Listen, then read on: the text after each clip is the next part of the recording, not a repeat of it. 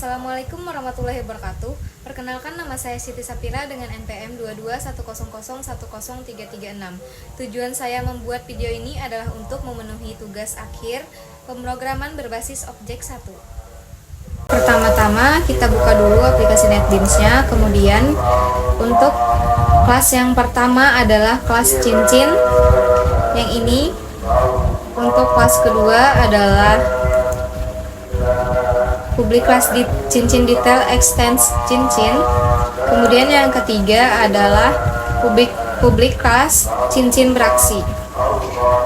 Kelas adalah tempat atau blueprint dari project, dan pada project ini saya ada 3 kelas, yaitu cincin detail, dan cincin beraksi. Kemudian lanjut objek, yaitu pada bagian cincin beraksi. Di sini cincin dalam kurung i sama dengan new cincin detail dalam kurung nama dan kode nama, kode cincin tutup kurung titik koma. Selanjutnya untuk atribut, di sini atribut adalah variabel yang ada dalam kelas. Pada kode ini nama dan kode cincin adalah contoh atribut. Ini merupakan atributnya, nama dan kode cincin. Selanjutnya adalah konstruktor. Konstruktor adalah metode yang pertama kali dijalankan pada saat pembuatan objek. Pada kode ini konstruktor ada di dalam kelas cincin dan cincin detail. Ini adalah konstruktornya. Dari publik ini sampai ini adalah konstruktornya. Kemudian pada cincin detailnya adalah ini sampai sini. Kemudian yang kelima adalah mutator atau setter.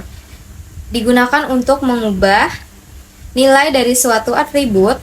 Pada kode ini set nama dan kode cincin adalah contoh metode mutator. Kita buka dulu bagian cincin. Yang ini sampai ini adalah mutatornya. Yang keenam ada aksesor atau getter, digunakan untuk mengambil nilai dari suatu atribut. Pada kode ini get nama dan get kode cincin adalah contoh dari aksesor. Yang bagian ini sampai sini. Kemudian yang ketujuh ada enkapsulasi. Enkapsulasi adalah konsep menyembunyikan data dengan membuat atribut menjadi privat dan hanya diakses melalui metode. Pada kode ini atribut nama dan kode cincin dienkapsulasi dan hanya bisa diakses melalui metode getter dan setter. Ini merupakan atribut enkapsulasi. Privat string nama, privat string kode cincin. Yang ke-8 adalah inheritance. Inheritance adalah konsep di mana sebuah kelas bisa mewarisi properti dan metode dari sebuah kelas lain, dari kelas lain. Pada kode ini, cincin detail mewarisi cincin dengan sintaks extends di bagian cincin details yang ini. Selanjutnya yang ke-9 ada polymorphism. Adalah konsep mana sebuah nama dapat digunakan untuk merujuk ke beberapa tipe atau bentuk objek berbeda. Ini memungkinkan metode-metode dengan nama yang sama untuk berperilaku berbeda tergantung pada tipe objek yang mereka manipulasi. Polymorphism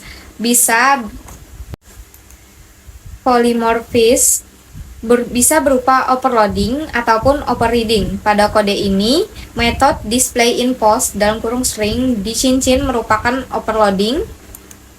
Metode display info dan display info di cincin detail merupakan overloading dari metode display di cincin. Di bagian ini sampai sini. Kemudian di bagian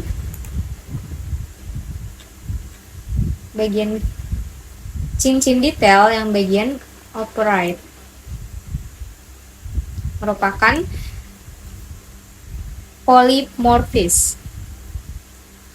Yang ke-10 ada seleksi. Seleksi adalah statement kontrol yang digunakan untuk membuat keputusan berdasarkan kondisi. Pada kode ini digunakan seleksi if, else, dan method di get jenis batu, get model batu, dan get bentuk cincin.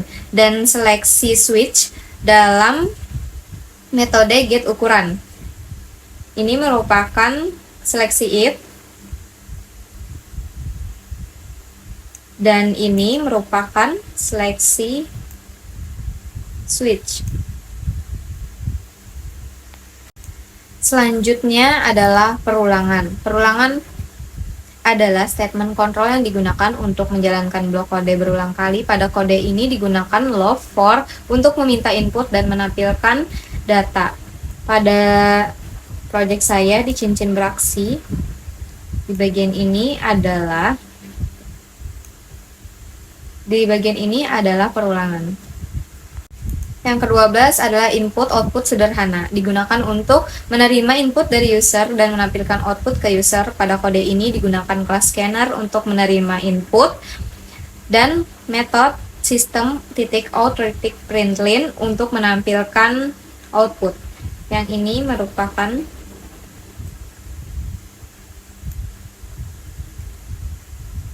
merupakan input-output sederhananya. Kemudian kita lanjut, yang ke-13 adalah array. Array adalah struktur data yang digunakan untuk menyimpan beberapa nilai dalam satu variabel. Pada kode ini cincin detail cincin sama dengan new, cincin detail 2 merupakan contoh penggunaan array. Yang ini merupakan array. Yang terakhir adalah error handling, digunakan untuk menangani error yang mungkin terjadi saat runtime. Pada kode ini digunakan try catch untuk menangani error, dan bagian itu adalah yang ini sampai ini merupakan error handling. Sekian video penjelasan dari saya, kurang lebihnya saya mohon maaf. Wassalamualaikum warahmatullahi wabarakatuh.